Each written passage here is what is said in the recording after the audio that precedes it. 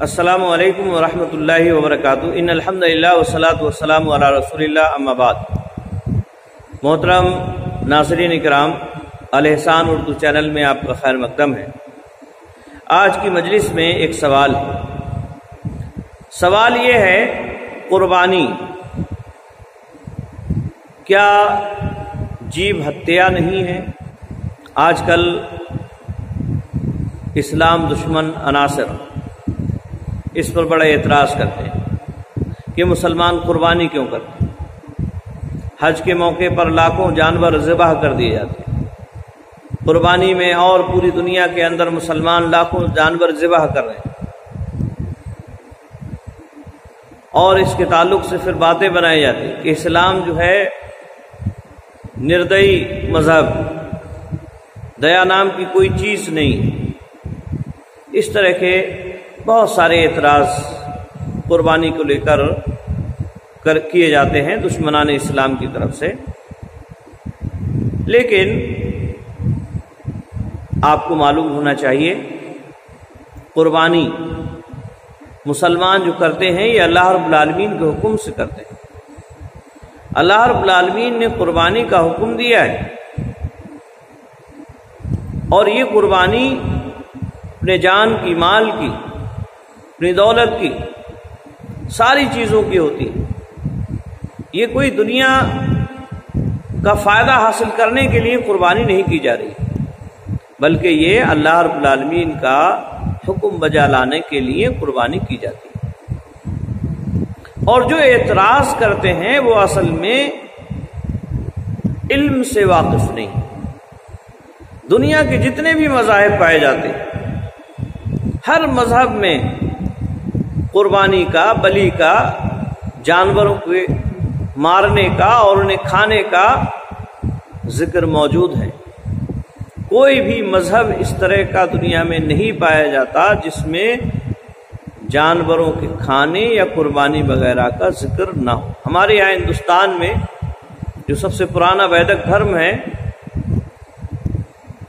سناتن دھرم جسے کہا جاتا ہے، اس دھرم کے اعتبار سے بھی اگر آپ دیکھیں گے تو اس میں جو مشہور معروف کتابیں منوسمرتی ہے، یا اسی طرح سے رگ وید، اتھر وید وغیرہ وغیرہ جو 4 وید مشہور ہیں، ان کے اندر بھی جانوروں کے کھانے کا ذکر ملتا ہے، ان کے دیوی دیوتاؤں پر چڑھائے جانے کا ذکر ملتا ہے، بلکہ ایک مینو بلکہ پورا تیار ہے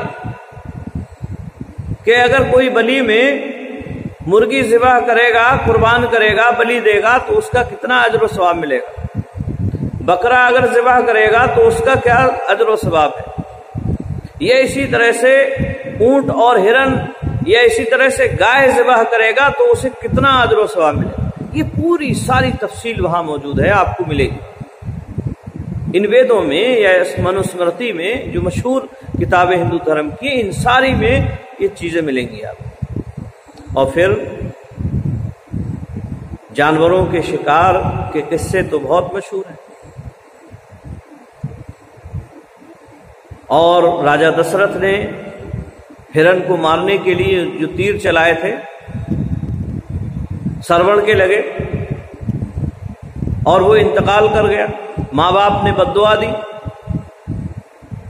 کہ جس طرح سے تم نے اب ہمارے بیٹے کو ہم سے جدا کر دیا ہے، اندھے ماں باپ ہیں ان کو جدا کر دیا، ایسے ہی تم بھی اپنی اولاد سے ترس جاؤ۔ اور اس کا نتیجہ یہ نکلا کہ رام کو 14 سال کا بدماش لگا۔ یہ پوری ساری تفصیل ہندو دھرم کی کتابوں میں موجود ہے۔ تو یہ سوال یہ ہے کہ راجہ دشرتھ یہ ہرن کا شکار کیوں کر رہے تھے؟ کھانے کے لیے یا ایسے ہی کھیل اور تماشے کے لیے؟ کھانے کے لیے کر رہے تھے تو ایک چلو ٹھیک ہے، سمجھ میں آنے والی بات۔ اگر کھیل تماشے کے لیے کر رہے تھے تو یہ تو اور بہت زیادہ غلط اور واہیات بات ہے۔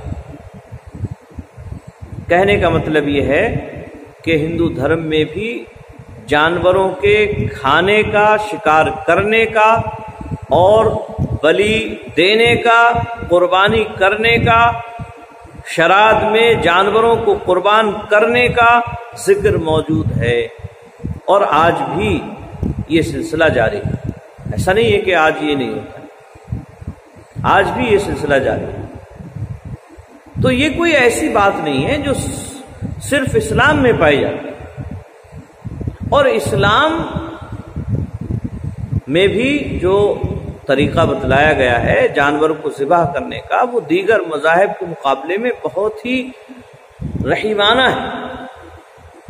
اللہ کے نبی صلی اللہ علیہ وسلم نے جانور کے سامنے چھری تیز کرنے سے منع فرمایا، تیز چھری سے کاٹنے کا حکم دیا ہے جانور، کہیں اسے تکلیف زیادہ نہ ہو۔ بلا وجہ جانور کو مارنے سے منع فرمایا، جتنی ضرورت ہے اتنے ہی کے لیے جانور ذبح کیا جائے۔ یہ نبی اکرم صلی اللہ علیہ وسلم کی تعلیمات اس تعلق سے موجود ہیں۔ لہذا اسلام کی قربانی پر اعتراض کرنے سے پہلے دیگر مذاہب کی معلومات بھی ہونا چاہیے۔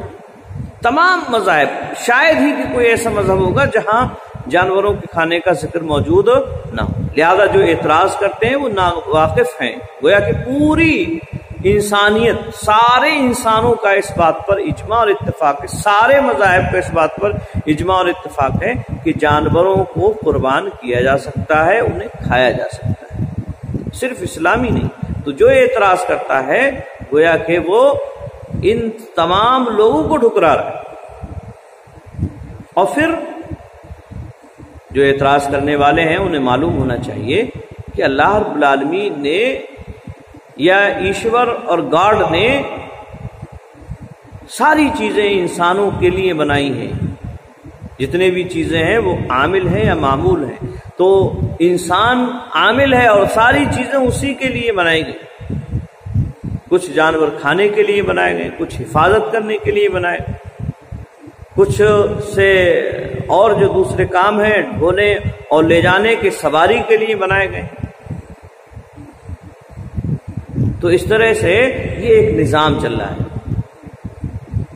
اور اس نظام کے خلاف ہے یہ بات گویا کہ جانوروں کو نہ کھایا جائے یا انہیں قتل نہ کیا جائے۔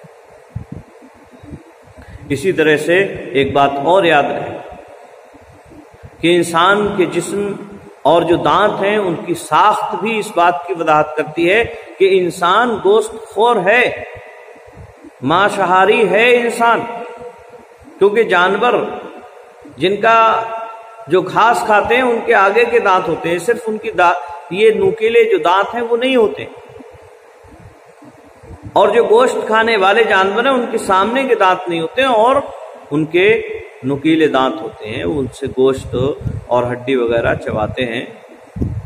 اللہ رب العالمین نے انسان کو دونوں عطا فرمائے، سامنے کے دانت بھی عطا کیے ہیں اور کیلے بھی عطا فرمائے ہیں، تاکہ وہ وقت اور موقع کے حساب سے گوشت بھی کھا لے اور ساگ سبزی وغیرہ بھی کھا لے۔ تو انسانی دانتوں کی جو ساخت ہے وہ بھی اس بات پر دلالت کر رہی ہے کہ یہ انسان کے لیے گوشت کھانا یہ درست ہے، صحیح ہے۔ اور جو جیو ہتیا کی بات کرتے ہیں، آج میڈیکل سائنس نے یہ ثابت کر دیا ہے کہ جیو یہ گھاس پھوس جتنی بھی چیزیں ان کے اندر بھی جان ہوتی ہے۔ تو یہ کیوں کھا رہے ہیں گھاس، کیوں کھا رہے ہیں سبزی، ساگ سبزی وغیرہ؟ کیا ان کے اندر جان نہیں ہے؟ یہ بھی تو جان رکھتے ہیں، ان کے اندر بھی سینس ہے، ان کے اندر بھی احساس ہوتا ہے۔ تو جو اعتراض قربانی پر کرتا ہے اسے گھاس بھی نہیں کھانا چاہیے، ساگ سبزی بھی نہیں کھانا چاہیے۔ اور اسی طرح سے جو سانس ہم لیتے ہیں، اس سانس کے ساتھ ہزاروں کیٹاڑو اندر جاتے ہیں اور باہر نکلتے ہیں، اور جو مر جائے گا تو انہیں سانس بھی نہیں لینا چاہیے۔ بہرحال یہ ایک واہیات اعتراض ہے جو قربانی پر کیا جاتا ہے یا گوشت کھانے پر کیا جاتا ہے، اس کی کوئی حیثیت نہیں۔ مذاہب عالم، تمام مذاہب دنیا کے اس بات پر متفق ہیں، گوشت کھانا انسان کی مجبوری ہے، اور یہ انسان کھاتا ہے، کھاتا رہا ہے اور کھاتا رہے گا۔ یہ کوئی معیوب بات نہیں۔ ہاں یہ الگ بات ہے کسی کا دل نہیں چاہتا ہے گوشت کوئی ضروری اور لازم اور فرض تو ہے نہیں، گوشت نہیں چاہتا ہے دل تو نہ کھائے، لیکن اس کی بنیاد پر دوسروں پر اعتراض نہیں کر سکتا ہے، اور اعتراض کرنا یہ صحیح اور درست نہیں۔ آج کے لیے بس اتنا ہی۔ السلام علیکم ورحمۃ اللہ وبرکاتہ۔